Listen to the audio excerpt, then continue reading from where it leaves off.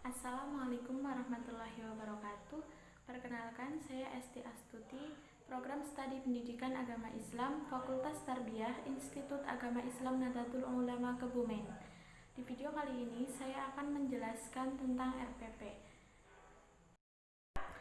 RPP atau Rencana Pelaksanaan Pembelajaran menurut Permendikbud Nomor 65 Tahun 2013 tentang standar proses rencana pelaksanaan pembelajaran adalah rencana kegiatan pembelajaran tatap muka untuk satu pertemuan atau lebih.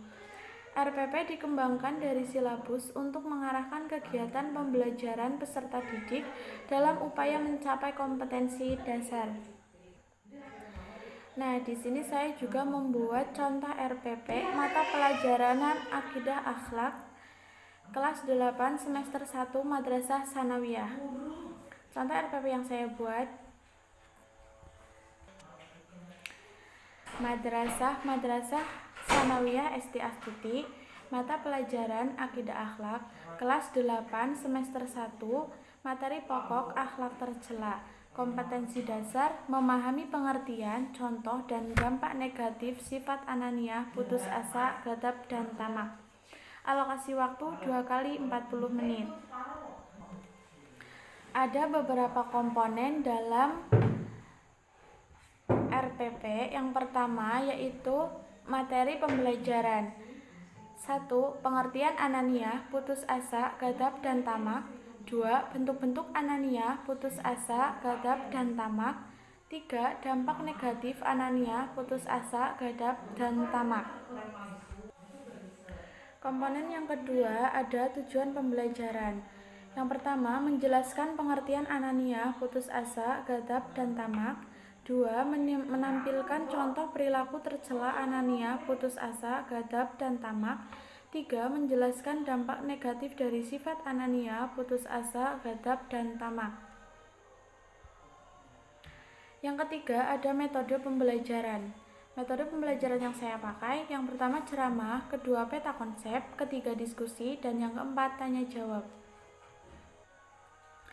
Langkah-langkah kegiatan pembelajaran. Yang pertama ada kegiatan pendahuluan.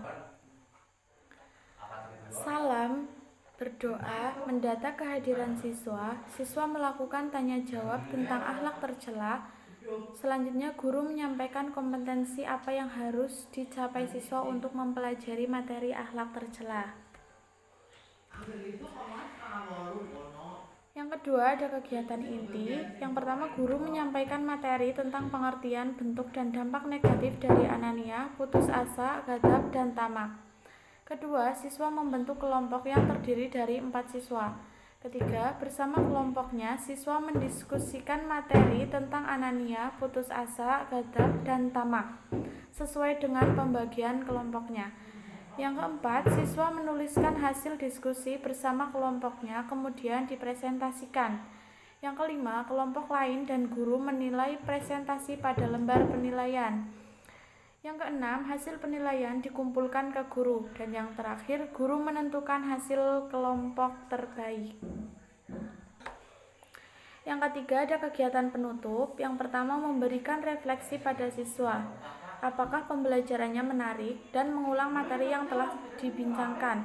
Kemudian guru mengajukan pertanyaan ulang seputar akhlak tercela. Lalu berdoa dan diakhiri dengan salam. Selanjutnya ada media atau sumber belajar. Media menggunakan LCD atau komputer. Sumber belajar menggunakan buku paket Akidah Akhlak kelas 8 semester 1.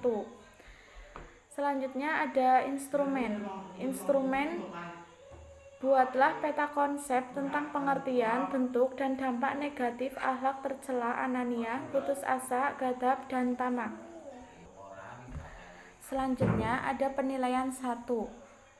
Indikator pencapaian kompetensinya menjelaskan pengertian ananiah. Teknik penilaian tes tulis. Bentuk penilaian uraian dan contoh instrumen jelaskan pengertian dari ananiah. Jawaban: sifat ananiah adalah sifat seseorang menilai sesuatu berdasarkan kepentingan pribadi sehingga mengabaikan kepentingan orang lain. Penilaian yang kedua, aspek yang dinilai, ketepatan peta konsep tentang macam-macam akhlak tercela. Ketepatan peta konsep tentang bentuk atau ciri-ciri akhlak tercela Anania, putus asa, ghadab, dan tamak.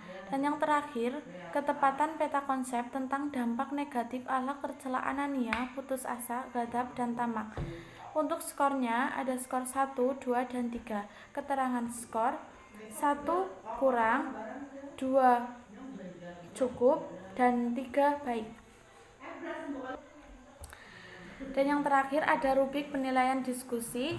Di situ ada nama, kelompok, kelas. Aspek penilaian penalaran. Indikator komunikasi lesan, deskriptor komunikatif, skor 1. Deskriptor ketepatan jawaban, skor 1. Lalu ada indikator komunikasi tulis, deskriptor mudah dipahami, skor 1, ketepatan jawaban, skor 2. Sekian penjelasan tentang RPP dari saya. Apabila masih banyak kekurangan, saya mohon maaf yang sebesar-besarnya. Semoga bermanfaat. Sekian, wassalamualaikum warahmatullahi wabarakatuh.